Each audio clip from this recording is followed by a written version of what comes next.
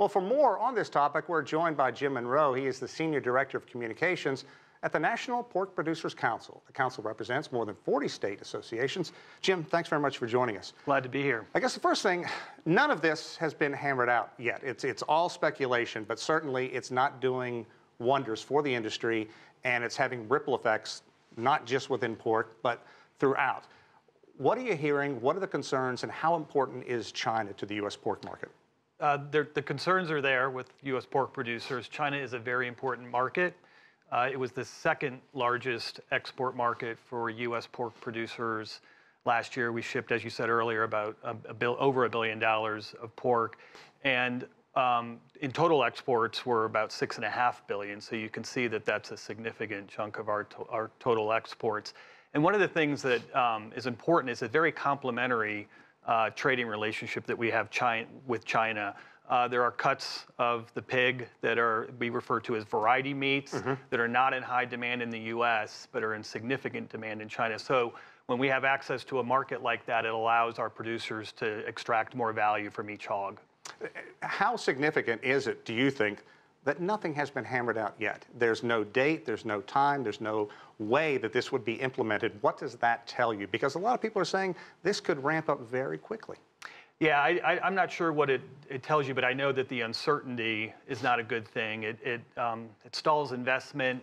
The shroud of uncertainty is not good for an industry that is actually in expansion mode. Demand for our product has never been greater.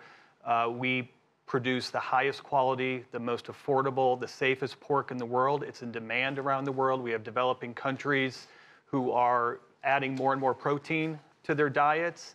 And having uncertainty around our export opportunities just doesn't help us capitalize on those opportunities. You know, farmers have to be creative because there's such a fine line between profit and loss. And if you look at over the last 5 years, the amount of pork sold to China has dropped in double digits, about 11%, whereas in other countries like Japan and Mexico, it has gone up. Will the U.S. Pork farmers, pig farmers, will they continue to look for these markets because of this uncertainty? Absolutely. Even without this most recent development, exports are the #1 priority for U.S. pork.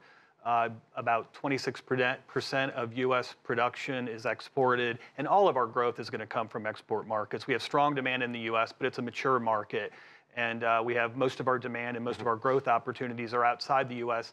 So at the National Pork Producers Council, we're an advocacy organization, and that's our #1 priority as far as our advocacy on their behalf, on pork producers' behalf, with the administration, with Congress, is to maintain and expand export opportunities for U.S. pork producers. We're the most competitive industry in the world, and when we can compete on a level playing field, we win. You know, U.S. President Donald Trump he went out there as a candidate, as a populist. He appealed to a lot of farmers, and the fact that farmers could get hit hardest, especially in the U.S. heartland, what are they saying? Are they frustrated? Are they upset? Does this need to happen?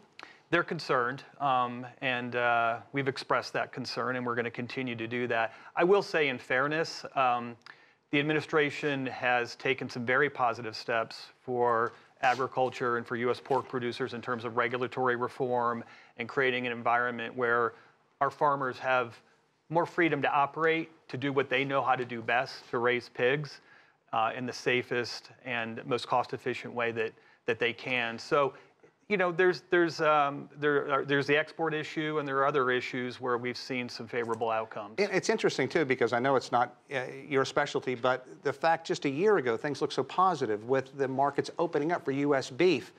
How did things change, and what Asian countries, what other countries do you think that U.S. pork farmers will be looking at? Japan is #1. It's a very large pork-consuming nation. We already export a lot of pork there, but we don't have a free trade agreement with them. That is our #1 priority as far as a proactive ask. You know, we're playing defense on some of these trade agreements, but we are very interested in seeing the administration open bilateral negotiations for a free trade agreement with Japan. That would be closely followed by the Philippines, Vietnam.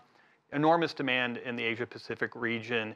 And when we can get a free trade agreement, we do really well. We export more pork to the 20 countries that we have free trade agreements with than we do to the rest of the world combined. You know, thanks very much for coming on and shedding some light on this. It is the topic that's getting talked about right now. Jim Monroe, the Senior Director of Communications at the National Pork Producers Council. Thank you again. Thank you.